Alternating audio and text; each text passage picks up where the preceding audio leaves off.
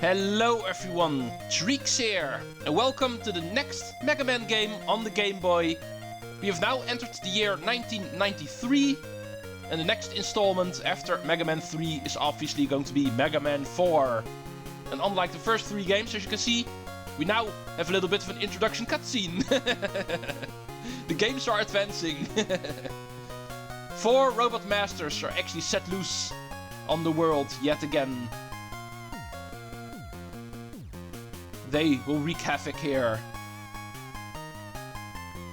Ringman, Toadman, Brightman, and Pharaoh Man are sent by Dr. Wily, who is once again going to make an attempt in order to conquer the world.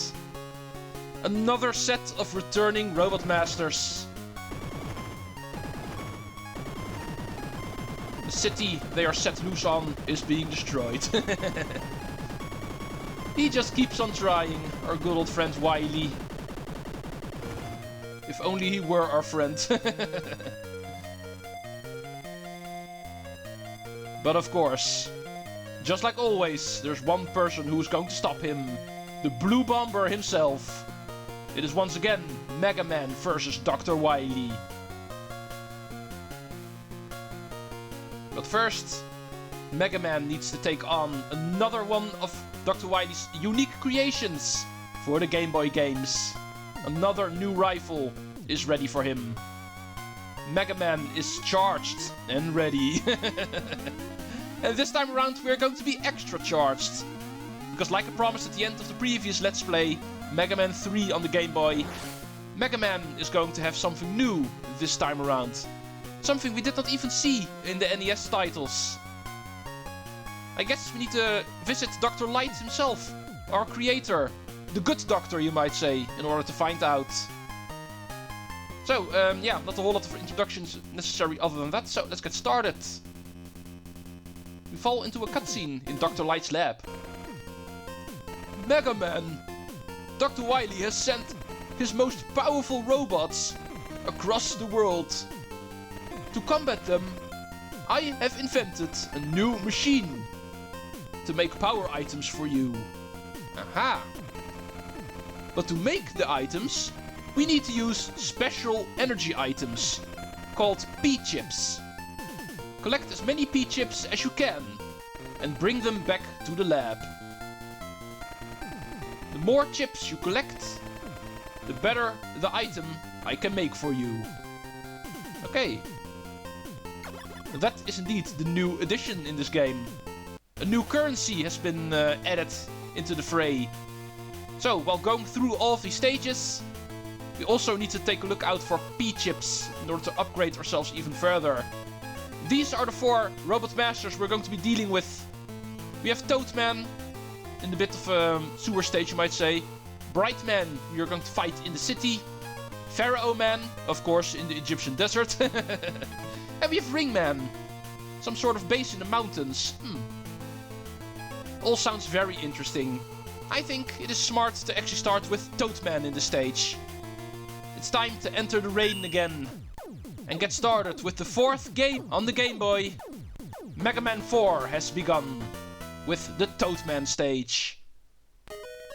We are back for a new weekend. And I can see there's also a bit of wind effects here because I'm being pushed to the left. Stupid rain. Let's go over our pause menu quickly. Not a whole lot of things have changed, but there is one important thing I need to note, and that is on our second screen, as you can see. We have another new thing that actually gets added from the NES games, collectibles. We need to take a look out for beat letters in this stage again. And as you can see at the bottom left, the game will also keep track of P-chips, the new currency in this game, which we can use in order to buy weapons to make ourselves even more strong. It's not just beating robot masters anymore in order to become stronger. Hello? There's water here, by the way. I'm not impressed. It will actually push us to the left, but nothing more than that. Let's go indoors. Robots also like it a bit more when they are dry. Let's stay out of the rain. And go find Toadman. It's gotta be in here somewhere. Oh, here's our first P-chip. As you can see, small container. Pick it up. And we'll now have 2 P-chips. apparently these small containers actually count as 2.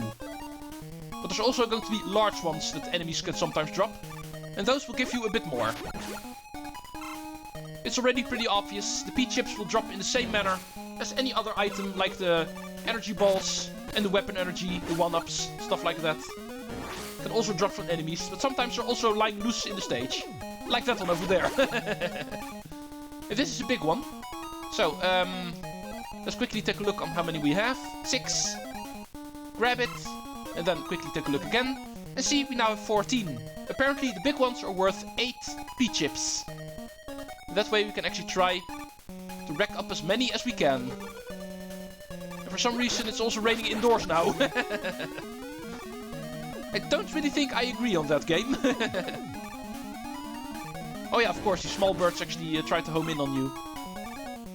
As you can see, they will try to dive at you. Just make sure they don't respawn too quickly. And they shouldn't be a problem. Oh, first mid boss of the stage. A snail dude. Apparently only hit him in the eyes. However, he's able to hit us everywhere.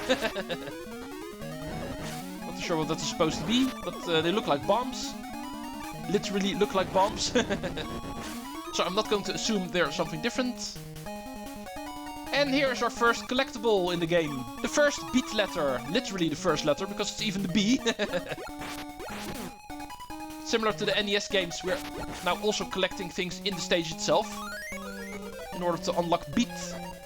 And the B is already in our possession. It's pretty obvious. All 4 of the Robot Master stages here in this first stage of the game are going to have one of the letters. So at the moment we're done and able to collect all of the letters, after stage 4 we also have the ability to use beat again. The screen nuke, you might say. Our robot friend is able to actually take out everything on screen as long as you have weapon energy for him. Returning from Mega Man 5 on the NES. Ooh, nice slide. It's able to prevent some damage there. Right, here's some weapon energy. The P-chip's actually into the abyss. So let's just move on. Weapon energy is useless since I don't have any weapons yet that have any weapon energy to use. You are gonna go away and give me some energy. Alright, here's actually some water we can go into. However, I would actually advise not to do it. Because those jumping fish are in there. So, go in here. So you can actually see this guy coming. Let's try to go over here as well, because I know you're going to appear here. And move down. Oh! Barely saw that in time. Some more P-chips. Oh, not sure if there's anything to the right. Looks like there was. But I was not able to get it.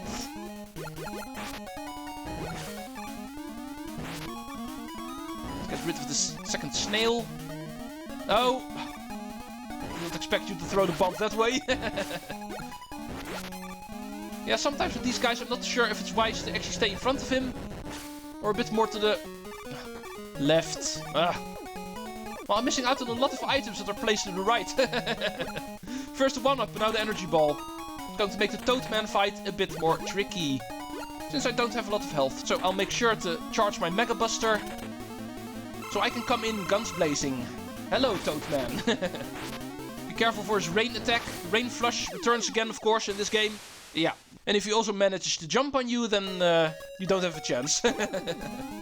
Remember, the rain flush is something you cannot avoid, so make sure he does not get the chance to actually use it. Force him into jumping by quickly shooting him the moment you get the chance. Don't give him the ability to do his little rain dance. And that way you should be able to actually lock him into nothing but jumping. And then simply sliding under him, and keep on shooting him, is going to be enough to get him down to size. That is how you're supposed to do it. Just simply don't give him the chance to use the rain flush. Was not able to do it the first time. Then you usually end in a bad way. But the second time is the charm. Mega Man gets charged with the first new ability in this game. And unlike in the previous games, this time around the game will actually show it for us how it actually looks. So I can finally stop trying to show it off at the beginning of each stage. Rush Coil is now also ours. Awesome. Here's our password, which is baby e beb rebre. I always loved the passwords in Mega Man 4 because you're able to pronounce them. At least somewhat. Now, because of the new business with Dr. Light, the game will give us the option to go to his lab every single stage. I do like how he's called Dr. Wright in this game. Nice little translation. But the moment we go here, it will give us the option to actually buy an item from him. There's multiple types of items we can buy. A couple of them are just regular items, but there's also a couple of unique items we can buy. As you can see, we can scroll through them with the left and right buttons. Here is a small energy tank. This is a weapon tank, which will fully restore all of your weapons the moment you use them. This one we know, an energy tank. Heals you fully the moment you use it. Here is a new item in the games. This is actually a weapon charger. Buy this and you're able to fully charge all of your weapons right here in the lab. Giving you full weapons immediately. One-time use item therefore. This item we also know, the famous 1-up in Mega Man. Also something you can buy in the shop. Here we have an auto charger, probably the most valuable item in the shop. If you equip this, the game will automatically heal your weapon energy that is currently the lowest, so you don't actually have to manually select it anymore. A very big time saver therefore. Good item to have. And this one I'm definitely going to save some P-chips for. And the final item is the S-tank, the most valuable of all the tanks. And this will actually fully heal all of your weapons, including all of your energy. So basically this will heal everything, you might say. Currently I only have 28 P-chips and therefore I'm not really able to buy anything. But these are all the things you can actually buy from Dr. Light or Dr. Wright. Depending on how you want to call him in this game. So for now I will actually keep things simple and simply buy a small energy tank. Basically the piece of heart of Mega Man, you might say. We need 4 of these in order to form a full energy tank. But since this is the cheapest item, I think this is what I want to buy in order to show off Dr. Light's little shop. So, with that taken care of, it's time for us to start saving for the more valuable items. Most of all the auto charger, of course. So, we do have time for one more Robot Master stage, I think. Unlike in the previous games, because of this game being a bit more complex, with Dr. Light's business now being a thing and the cutscene and stuff. Beat letters that we also need to take a look at during the stages. I don't think I have time for 3 stages anymore. So, let's quickly go into the Brightman stage. And also quickly do that one today. So I can at least say I've done at least something. Hey, we start immediately with a P-chip to the left of us. Which is nice, because we just got Rush Coil. So, thank you very much. Immediately starting to save up for our auto charger. Of course, all of the enemies that we know from the previous game we saw Brightman in also appear again. Light bulb enemies and fireworks enemies. Come on, fireworks. I need light.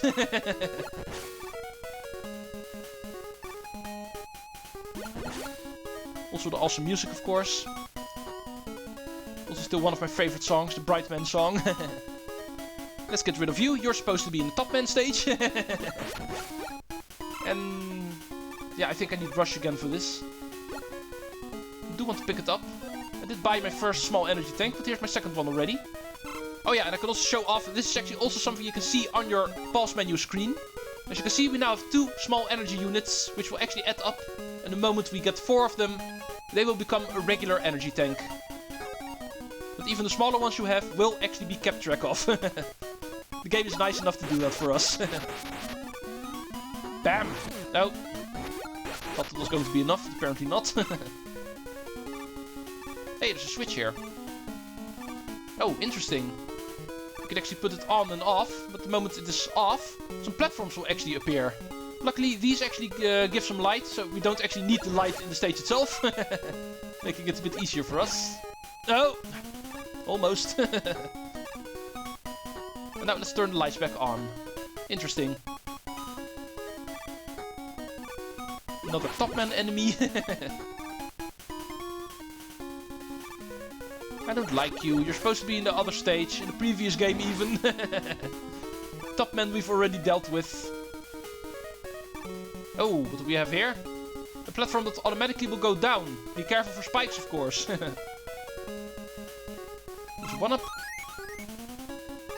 Force you down, because there's no way to go over anymore. Let's make you rise. And continue.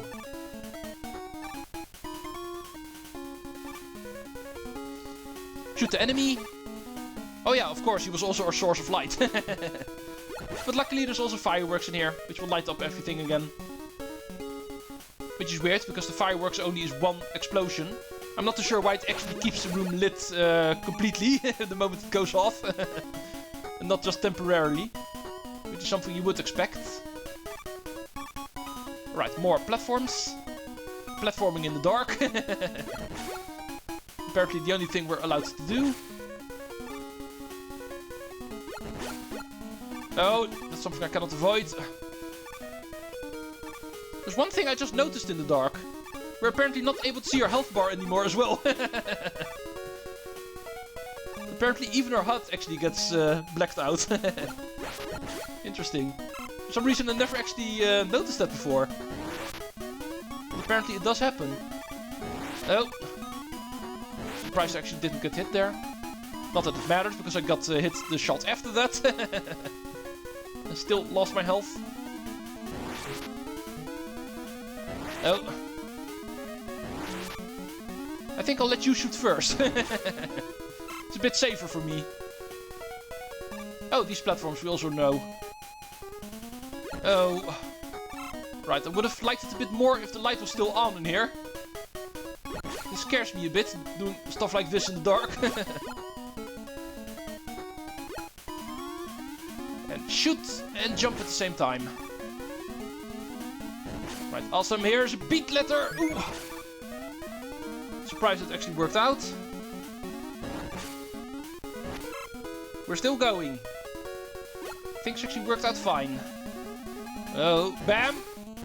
Ooh, awesome! Hit the fireworks guy with the same shot. Amazing. Let you do your thing. Oh, you can jump. Would have been nice to know that sooner. Right, please. Yeah. I was hoping there was going to be one of these guys.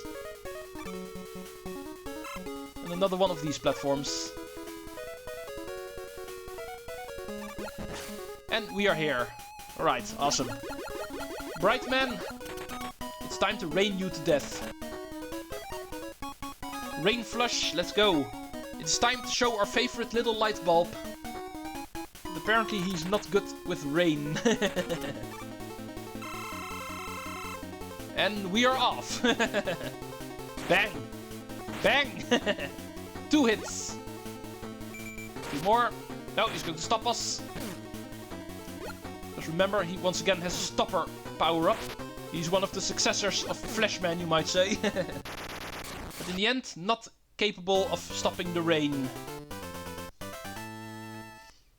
And even though I almost died, I luckily did not fully die.